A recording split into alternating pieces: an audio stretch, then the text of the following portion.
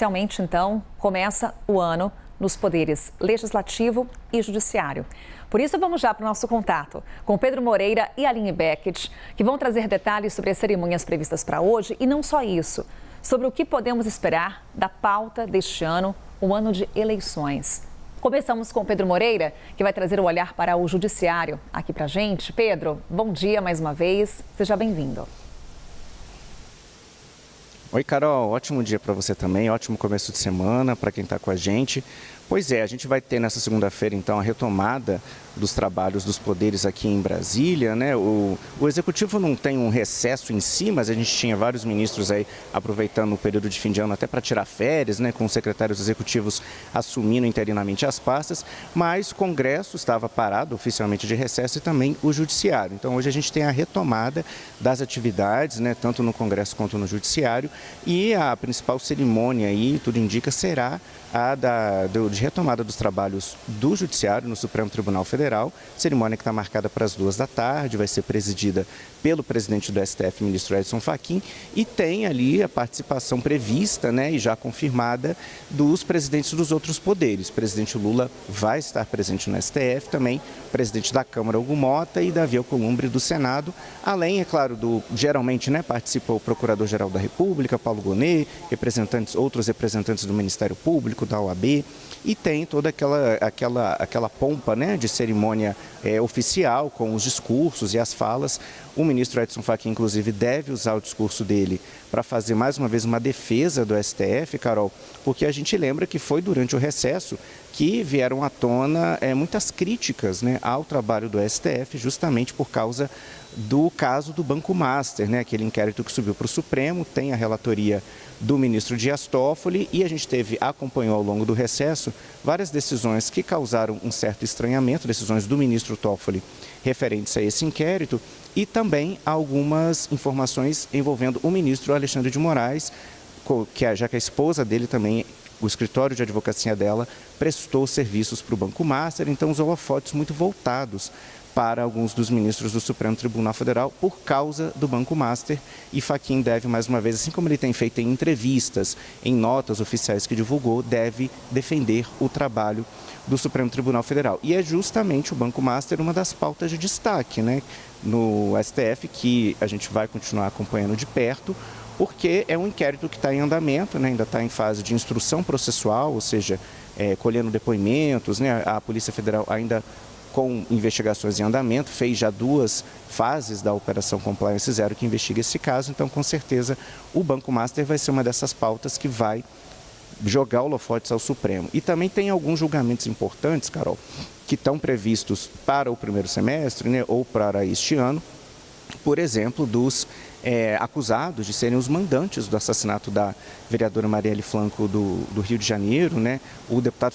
federal Chiquinho Brazão deve ser julgado já no Supremo, ele que já se tornou réu, né? E outros envolvidos nesse caso também. Esse julgamento deve acontecer ainda no primeiro semestre deste ano, né? Em fevereiro deste ano. E também a questão das emendas parlamentares. A gente lembra que, neste caso, o relator é o ministro Flávio Dino, ele que até fechou ali um plano de trabalho, né, um acordo envolvendo os 3 poderes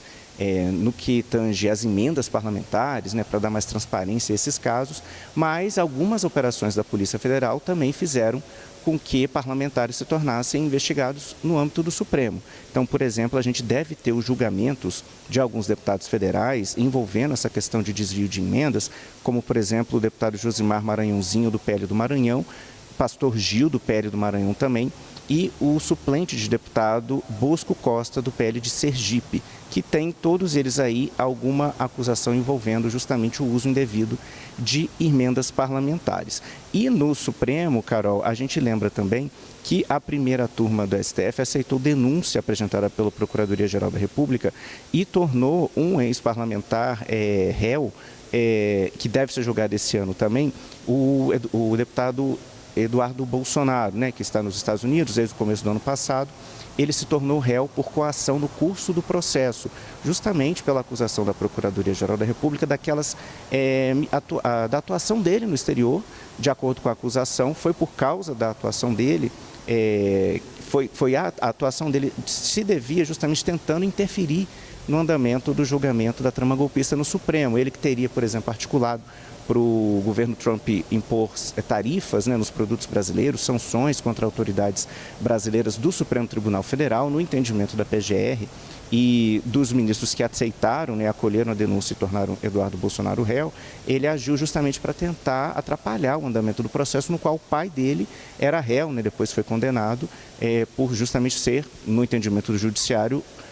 o mandante, né, a cabeça, o organizador daquela tentativa de golpe depois da eleição de 2022. Então, Eduardo Bolsonaro também pode se tornar réu e ser julgado ainda neste ano no Supremo Tribunal Federal. E no judiciário ainda, Carol, a gente vai ter também a retomada dos trabalhos do Tribunal Superior Eleitoral. Lá não deve ter assim, uma sessão tão marcante, né, da retomada dos trabalhos, e já tem até julgamento em pauta. Os ministros do TSE já devem, inclusive, voltar a trabalhar efetivamente hoje, julgando ações e questões ligadas a eleições, por exemplo, demonstrativos de gastos de campanha de alguns candidatos, e há uma expectativa também para as regras que vão ser impostas para as eleições deste ano. O TSE, por exemplo, tinha divulgado uma proposta de novas regras envolvendo aí as eleições, focando nas novas tecnologias, né, e abre essa semana para consulta pública. Qualquer integrante da sociedade pode dar sugestões para a Justiça Eleitoral sobre as regras que vão vigorar nas eleições deste ano. E houve, nesse documento, nessa minuta que foi divulgada pelo TSE, houve uma certa surpresa porque o TSE não fazia menções à inteligência artificial. E a gente tem visto uma série de conteúdos circulando, né, produzidos com inteligência artificial, fotos e vídeos. Então, há um temor de especialistas de que a inteligência artificial seja muito usada para, por exemplo, espalhar notícias falsas nas eleições desse ano. E na minuta que o TSE divulgou não havia menção a isso, então é possível que